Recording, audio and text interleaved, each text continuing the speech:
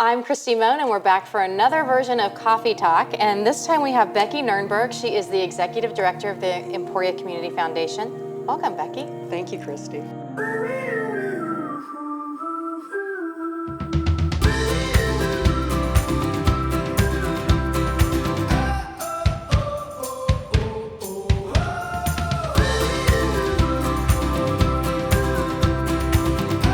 Being here. I really appreciate it. Oh, it was kind of a struggle, but I made it. You made it here. You made it here. Well, before we get started, we have to tell everybody, you have a story here. You have a little bit of a black eye, and I did not do that. No. It was not me. My husband didn't do it either. Although, I am not a bicycle rider. You are not, but you are a horse rider. I show horses. Okay. Yes. And I have 5 horses, and I feed them grain in the morning, and I've got to do something different. And I've got Chick, and Chick, it has a personality when you're not on her back that she's just like, all right, she's a boss mare. And her mother, Lena, is such a sweetheart. Well, they're all in this big pen, and I was giving them grain, and I poured grain in one pan, and Lena went to get it, and I turned kind of sideways. Well, Chick decided she was going after the grain, and Lena picked her head up and swung it around and cold cocked me right there. And so I have just a great black eye, great story, you know. Well, it is a good story to go with it at least, so there is that. And so. Lena is the horse. My trainer used to use her as his lesson horse. She is so sweet and so kind, and she's such a nice horse. And I have been hurt more on that horse, and just stupid things. So. And I mean, I know we're not here to talk about horses, obviously, but horses have got to be one of my favorite animals. They're so smart. Oh, they are. Yeah. Well, okay, getting back to why we're here. Yes. Emporia Community Foundation. Oh. Give us just a little bit of history for those people that don't know what the foundation is, where you are, and what you guys do. There are community foundations. There's about 102 of them in Kansas, and ours was started here in Emporia 27 years ago. And Elvin Perkins was one of the people, and if I list the names, they're very familiar here in Emporia. And they decided they wanted to get together, and they kept getting together and everything, because what a community foundation does is people have individual funds and they pool their money together to do good things in the community. And finally, at one of the meetings, so the story goes, Loretta Langley says, all right, you guys, I'm tired of this. She laid down a check for $5,000 and said, I'm starting the first fund. And we still have her fund with us. She also has other foundations too, but that's how it started. And Alvin Perkins had the vision, and then Kenny Calhoun came along, and he was the financial guy. I never got a chance to meet either one of these gentlemen. And from what I hear, Kenny was quite the character. Yep. Ken Calhoun. And he brought in some of our big funds like Clint Boyer, who's the NASCAR driver, and Jane Rebel, and Souter. Sure. You know, the funds, those kinds of funds, and brought them in and really got a good foundation set for the Emporia Community Foundation. And then unfortunately, Ken and Elvin both got cancer at the same time. And so Shirley Antis came in, and she was a local person who had worked in community colleges and things like that. She had the real skill to go ahead and put together the agreements that we needed and the policies. And then Shirley decided she wanted to retire. Sure. And I was living in Springfield, Illinois at the time, but I had a reason why I wanted to move out here to Kansas, because I met my soon-to-be husband on farmersonly.com. Nice. We farm and ranch about 7,000 acres over in Chase County. And I wanted a job, but I told him I wouldn't come until I had a really good job. And Kristi, I was very fortunate that the board of directors decided to hire me because of my marketing skills. Sure. I've been in sales and marketing and nonprofits my entire career. And it is the most fun job and most rewarding job I've ever had. That's so good to hear. And Emporia is such a wonderful community in the surrounding counties, and the Flint Hills are gorgeous. I know, they're gorgeous, any time of year. Yes. So. Oh, yeah. Yeah. Well, I think one thing we always hear about Emporia is how giving of a community it is, and I think you can kind of attest to that. Oh, absolutely. Last year, I had a family come in, and they want to remain anonymous. And there's a skateboard park down on South Street, and it needed some work. and the city was talking about redoing it. Well, they have a business, and they either could give the money to the government or they could donate it. And the city has a fund with us for parks. And they donated $250,000. I'll never forget the gasps at the city commission meeting when I uncovered the check and said, here you go. Let's get the park done. Yes, That's and awesome. they want to remain anonymous. And last year, I was able to sign checks for over $3.2 million to do good things in our community. And in 2017, we were at $20 million. And last year, we finished at $40.1 million. That's so great. With around 400 funds.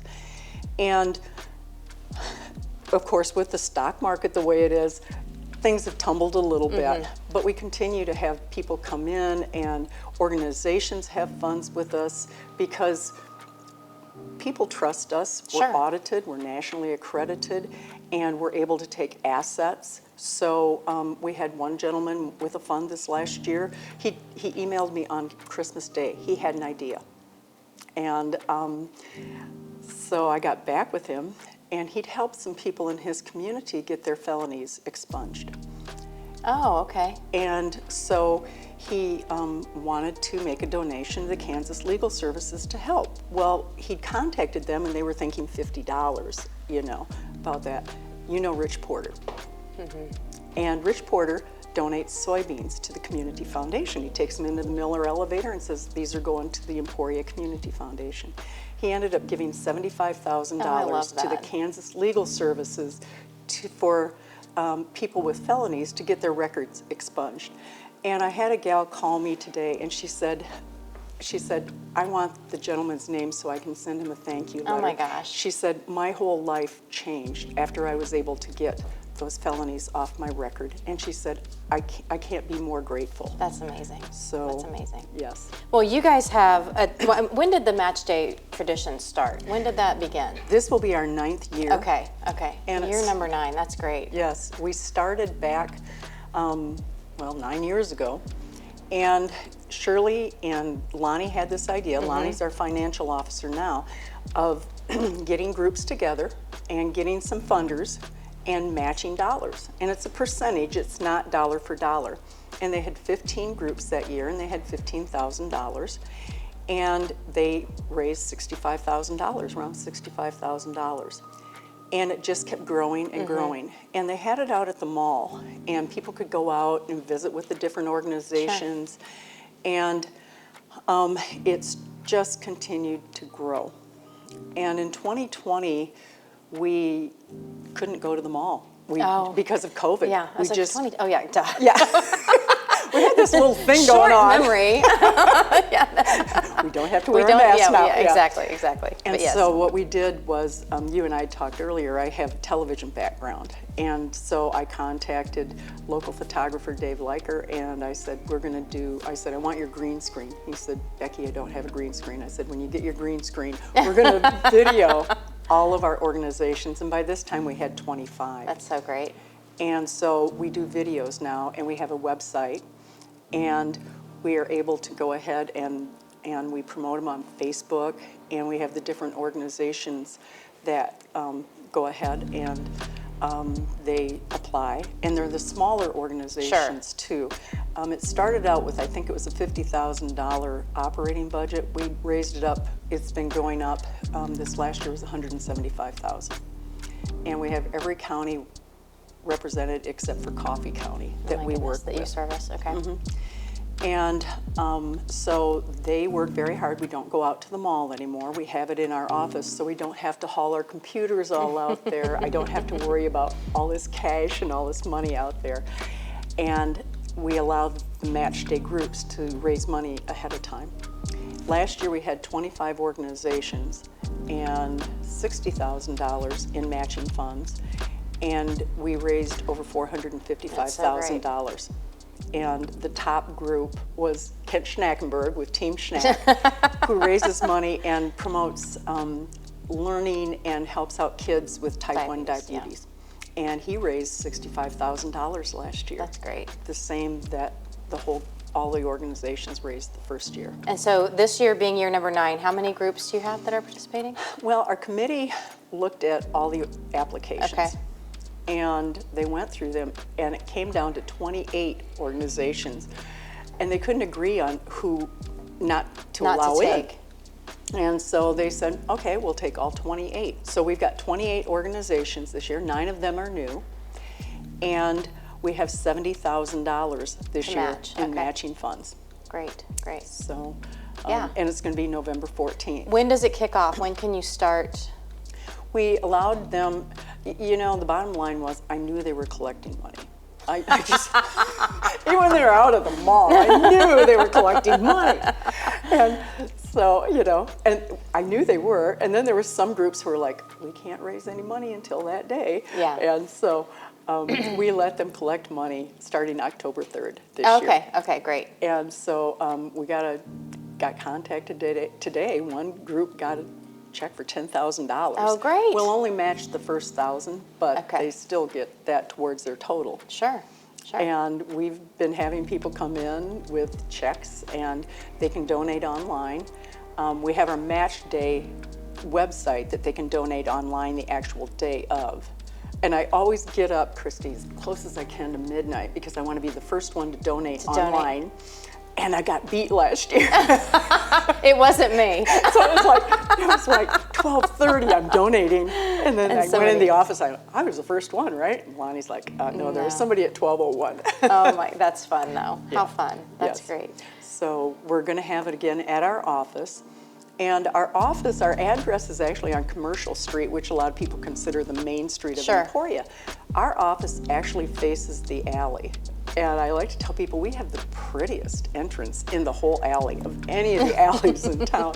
It's beautiful, and it has a big sign, and the city blocks off the streets, and so people can drive up and just drop off their donation. Okay, okay. And they can go up the alley, stop there. We have volunteers who will go out and fill out the form for them and take their donation.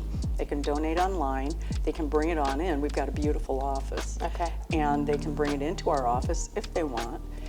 And this year we're going to have a party too. Oh, fun. From 4 until 7. So like the full logistics, it's November 14th, and the address, the physical address.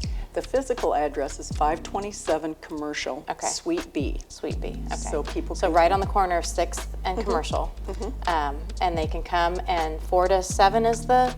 Well, they can actually come from 9 until 7 to donate, but we're going to have a party from 4 until 7. Okay, great. And anyone can come? Oh, anyone can Especially if you've donated. Oh, absolutely. We're the people who have donated the $70,000, we're going to give special invitations to them to come. And so people will be able to thank them. The ones who are, we've got several foundations that donate that they're no longer here. Sure. But they can thank, there's representatives. And to help with that. All right. Well, where can folks find you in the meantime? In the meantime, they can find us on emporiacf.org. Okay. Also, if they want to go to our Match Day website, each one of the organizations, each one of the 28 have their own page. Oh, great. And they can read about these organizations and read about their missions, what they do. It's so funny because, and I'm going to pick on them, we have the Vernon Buck VFW. Okay. And these guys are wonderful. They're the ones who put the flags on all the cemeteries. They knew nothing about social media last year, and now they have a Facebook page, and they do all kinds of things because we help the organizations and teach them. That's important. We had training sessions this year. We brought in 4 of our top fundraisers and had them talk to the groups about how they raise funds and what they do. And so we had a session. I love that idea, Becky. Yeah. We had a session there. We brought in Kent Schnackenberg, and we brought in Brittany Heinrichs from Project Playscape. They raised over $500,000 for baseball fields up there in about 4 years. Oh, that's great. We had Lynn Smith from Pioneer Bluffs. She is incredible at building relationships. And then we had Kylie DeDonder. She spoke also, and she's with the North Lyon County Youth Association. Okay.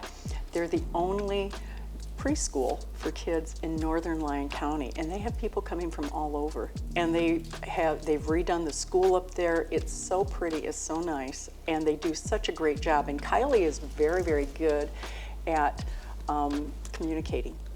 And so we had the 4 of them speak. And then we had another session about how to work with the media. And Chuck Samples was there from KVOE. Nice, yeah. Chris Walker was there from the Gazette. And then we had Dave Leiker talk about how to do their videos. Oh, well, nice. That's great. And so we had quite a few of them that attended that night to teach them how to work with the media, because Well, it's part of the job. it's part of the job. And sometimes working with the media can be a little different. And just because you send them something doesn't mean that it's going to hit the paper that day, or if there's a true. fire or whatever. You might get bumped. You might get bumped. Yeah. And so how to approach them. And right now we're doing live interviews on KVOE. Oh, nice. And so we bring them in, and I was emailing a gal today and told her what she needed to do for the interview. She does great interviews, but a lot of them have never been on live radio. Yeah, And KVOE is wonderful. they are. They're very good. In supporting us. That's awesome. Yes. So the match day videos, what is that, a different website than the? Match Day videos, our Match Day website is emporiamatchday.com. Okay. Yes. All right. And you can probably get to that from the Emporia CF page as well, too, right? Or is I it think so. linked? I Okay. think you can click through. Okay, cool. And then you guys have a Facebook presence as well. Okay. Great. Well, I'm looking forward to it. We always enjoy Match Day here at the office. We always challenge the agents and then match their match. Oh, great. So we expand on the match. Yes. Awesome. Yes. Well, And your dad's in one of the groups? he is. Oh, believe me, I know. Yes, I know. And so It's great. It's wonderful to work with these groups and see how they grow and see how they expand their knowledge of things like social media and working with the media and reaching out to people. And then I need to say too, on Tuesday, November 29th, that's when we hand out the checks. Okay. And we have little checks that we give them, little, this big. And so we start at the lowest and we work our way up.